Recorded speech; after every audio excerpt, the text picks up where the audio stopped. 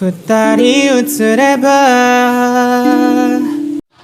Assalamualaikum warahmatullahi wabarakatuh. Perkenalkan, kami dari kelompok 2 anatomi akan mempresentasikan materi kami yang berjudul struktur dan fungsional sel. Adapun kelompok saya yaitu Nur Yasri, Nur Asia, Nurlia, Natalia, Diva, dan saya sendiri. Selanjutnya itu materi kami, sel adalah unit struktural dan fungsional terkecil dari makhluk hidup. Makhluk hidup seluler yang terdiri atas satu sel atau uniseluler, yang contohnya seperti bakteri. Adapun banyaknya multiseluler, yang contohnya seperti tumbuhan dan hewan.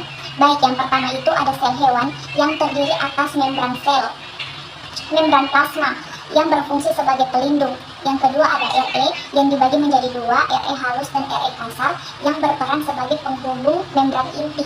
Yang ketiga ada badan Golgi yang berperan untuk menghasilkan makanan dan menyimpan protein serta enzim. Yang keempat ada lisosom yang berfungsi untuk mencerna bahan makanan yang masuk ke dalam sel. Yang kelima ada mitokondria yang berfungsi sebagai tempat respirasi karbohidrat yang menghasilkan energi. Yang keenam ada lisosom, yaitu organel dalam membran. Yang ketujuh ada flagella dan cilia. Kemudian ada sentrosom yang berfungsi sebagai menggerakkan. Yang ke-8 ada kromosom, dan selanjutnya ada nukleus yang sebagai bagian-bagian dalam inti sel. Sel tumbuhan memiliki sedikit perbedaan dengan sel hewan. Perbedaan tersebut yakni sel tumbuhan memiliki dinding sel, plastida, dan vakuola. Jaringan merupakan kumpulan sel yang memiliki bentuk fungsi yang sama. Jaringan pada hewan multiseluler meliputi jaringan embrional, jaringan epitel, jaringan otot, jaringan saraf, dan jaringan penunjang. Baik, saya akan meneruskan materi dari Nur Yasri, yaitu 1. Jaringan ikat.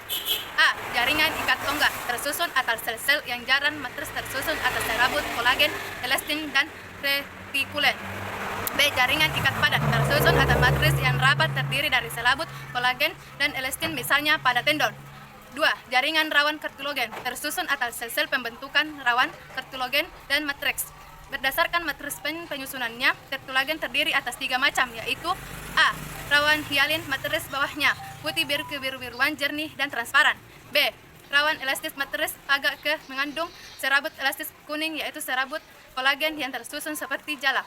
C. Rawan fibrosa, serabut matris terdiri gelap dan keruh, mengandung banyak berkas serabut kolagen.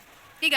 Jaringan tulang osteon tersusun atas sel tulang dengan matris yang kokoh karena adanya pengaruh garam-garam mineral seperti kalsium karbonat dan kalsium fosfat. Berdasarkan susunannya, matriks osteon terdiri atas A. Jaringan tulang spon, bunga, karang, dan matris berongga berisi sumsum merah terdapat pada ujung-ujung pipa tulang. B.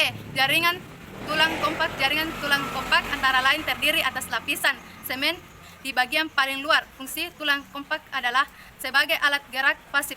4. Jaringan darah. Darah terdiri atas sel darah, keping darah, dan plasma darah. Keping darah atau trombus berperan dalam pembekuan darah. Plasma darah yakni berupa cairan yang di dalamnya antara lain terdapat protein. 5. Jaringan limfe atau getah bening. Getah adalah bagian dari darah yang keluar dari tubuh darah. Jaringan getah bening terdiri atas bagian seluler berupa sel darah putih, fosfofit, dan glosofit, dan cairan semen mengandung fosgen, lemak, dan garam mineral.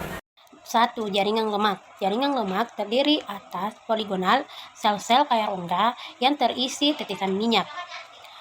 Jaringan lemak umumnya disokong oleh kolagen. Fungsi dari jaringan lemak adalah menyimpan cadangan makanan, mencegah, melindungi hilangnya panas secara berlebihan. Yang kedua, jaringan tumbuhan terdiri dari 1. Jaringan meristem. Jaringan meristem adalah jaringan yang sel-selnya selalu membelah atau bersifat meristematik. Ciri-ciri dari jaringan meristem: 1. Terletak pada kumpulan yang berdinding tipis. Kedua, bentuk dan ukurannya relatif serupa. Ketiga, kaya protoplasma. Keempat, umumnya memiliki vakuola yang kecil. Ketiga, jaringan meristem terbagi menjadi 2 macam, yaitu meristem primer. Meristem primer yang sel-selnya merupakan perkembangan langsung dari sel-sel embrional sehingga merupakan kelanjutan dari pertumbuhan embrio. Kedua, meristem sekunder. Meristem sekunder yaitu meristem yang berasal dari jaringan dewasa yang telah mengadakan diferensiasi, misalnya kambium dengan kambium gabus yang terjadi dari parenkim atau jaringan dasar parenkim. Jaringan dewasa. Jaringan dewasa merupakan jaringan yang telah mengalami diferensiasi. Jaringan dewasa terdiri dari dua.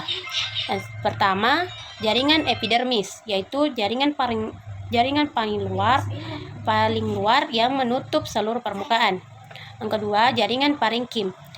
Sering disebut jaringan luar karena terbentuk dari meristem dasar. Berdasarkan bentuknya, parenkim dapat dibagi menjadi beberapa macam. Yang pertama, parenkim polisade. Bentuknya memanjang, tegak, dan banyak memandang klorofil. Parenkim ini merupakan penyusun mesofil daun. Yang kedua, parenkim bunga karan. Bentuk dan susunannya tidak teratur. Ruang antar sel relatif besar. Ketiga, parenkim bintang, mempunyai bentuk seperti. Perkenalkan, nama saya Musdalifah. Di sini saya akan melanjutkan sedikit dari materi kami. Itu langsung saja saya lanjutkan, jaringan pada organ tumbuhan. Jaringan pada organ tumbuhan itu sendiri terbagi menjadi 3, yaitu yang pertama jaringan pada akar, dan jaringan pada batang, dan jaringan pada daun.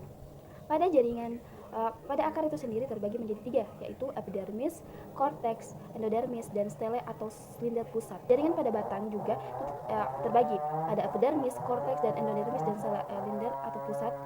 Nah, itu bagian fungsi jaringan pada batang itu sendiri itu sebagai penyokong atau penegak tubuh tumbuhan.